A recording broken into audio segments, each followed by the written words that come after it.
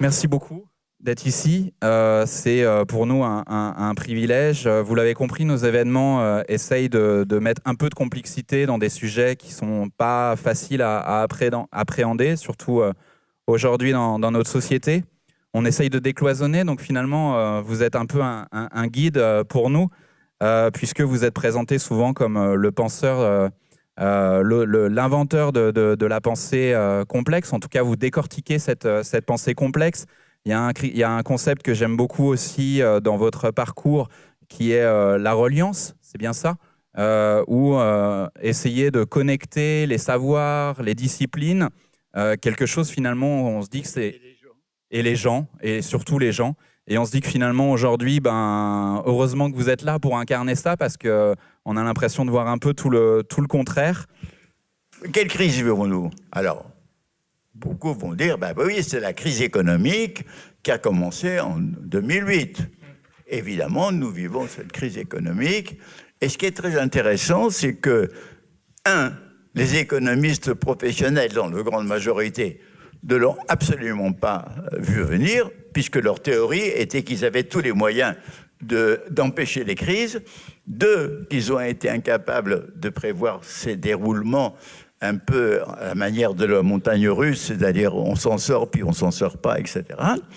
Et donc, c'est donc une crise qui, du reste, n'est pas terminée. Vous avez aussi un autre désastre, c'est que partout dans le monde se répand l'agriculture industrialisée, l'élevage industrialisé, qui à la fois détruisent les sols, enlèvent toute vie, il n'y a plus de vers de terre, il n'y a plus d'oiseaux, il n'y a plus rien, engrais chimiques artificiels, pesticides qui dénaturent les événements, standardisation qui fait que toutes les pommes sont pareilles et toutes les tomates sont pareilles, et du reste toutes insipides.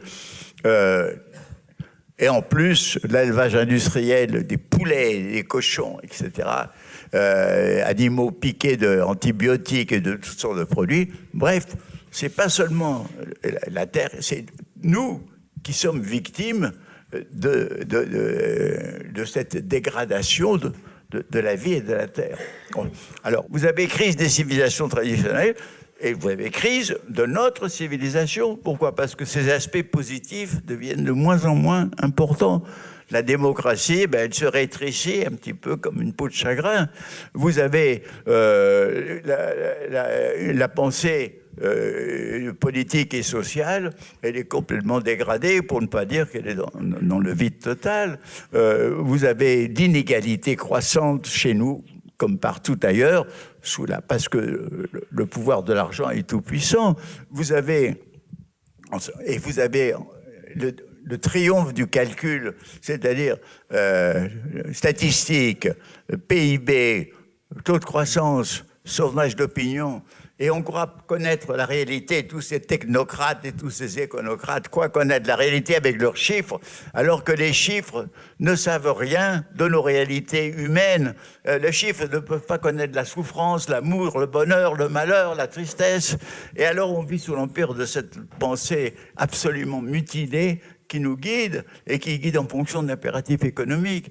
Donc on est dans une société où de plus en plus on a une difficulté à bien vivre, une difficulté où l'on se réfugie dans la famille, chez les amis, chez les copains, ou bien on crée des associations comme ça.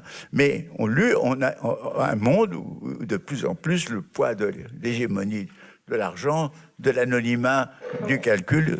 Donc, si vous voulez, je n'entre pas trop en détail, mais nous sommes nous-mêmes dans une civilisation en crise. Alors, civilisation en crise, crise économique, crise planétaire, je crois que cette fois, le mot mérite d'être interrogé. Il y a une chose qu'il faut enseigner. On enseigne des connaissances, on n'enseigne pas ce que c'est que la connaissance. Or, la connaissance, c'est la source, c'est la même source, et c'est la source de l'erreur et de l'illusion. Parce que nous percevons les choses qui peuvent être déformées. Nous les transformons par l'idéologie. Donc, si vous voulez, il est très important d'enseigner les risques d'erreur et d'illusion dans la connaissance. Il faut enseigner la compréhension d'autrui, ce qu'on n'enseigne pas et qui est vital. Il faut enseigner à affronter les incertitudes.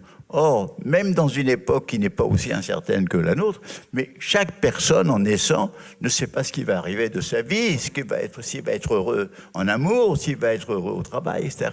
Nous devons nous affronter à l'incertitude. Nous devons enseigner ce que c'est qu'être humain. Regardez, nulle part on ne nous enseigne ce que nous sommes. Et ce que nous sommes est très complexe parce qu'on est des êtres qui sont à la fois biologiques, psychologiques, culturels. On est des individus, on est des petits morceaux de société, des petits morceaux d'espèces. On est à la fois homo sapiens, comme on dit, c'est-à-dire doué de raison, mais homo debens, c'est-à-dire capable des pires délires. Et dans le fond, ça caractérise l'espèce humaine. Donc, si vous voulez, il y a beaucoup de connaissances fondamentales nécessaires pour affronter les problèmes de la vie qui ne sont pas enseignés. Vous savez, chacun agit en fonction de sa propre conception et de son besoin, et on le trouve. Si on a le besoin, on agit. Moi, je me rappelle, donc, puisque j'étais dans ce quartier, et quand j'avais entre 10 et 20 ans, 15 ans, mon premier acte politique, ça a été d'aller à une organisation qui s'appelait SIA, Solidaridad Internacional Antifasciste, une organisation libertaire espagnole, qui était très puissant à l'époque, pour apporter ma contribution, pour faire des colis pour l'Espagne républicaine.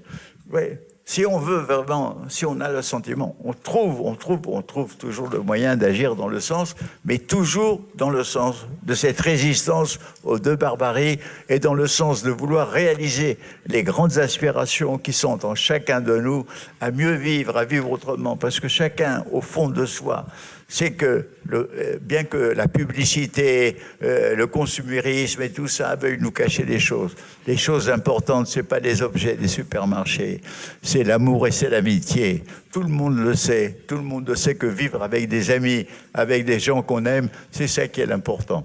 Donc, si vous voulez, la prise de conscience de ceci, tout ceci ensemble, donne la possibilité de vivre une vie. Moi, alors on parlait de la résistance. Moi, quand j'étais résistant, je peux dire, j'étais menacé, j'étais un résistant urbain. Je pouvais être arrêté par la Gestapo, être tué, pire, torturé. Bon, enfin, eh bien, je dois dire que j'avais des amis qui ont été arrêtés, qui ont été tués, malgré tous ces malheurs de la France, ces malheurs du monde. Jamais je n'ai été aussi bien dans ma peau, parce que je savais que je faisais quelque chose de bien. Je faisais quelque chose qui n'était pas égoïste. Je savais quelque chose qui avait un sens. Moi, je trouve que quand on sent, si on sent en soi qu'on est un tout petit bout d'humanité, on trouvera le moyen de faire ce qu'il faut.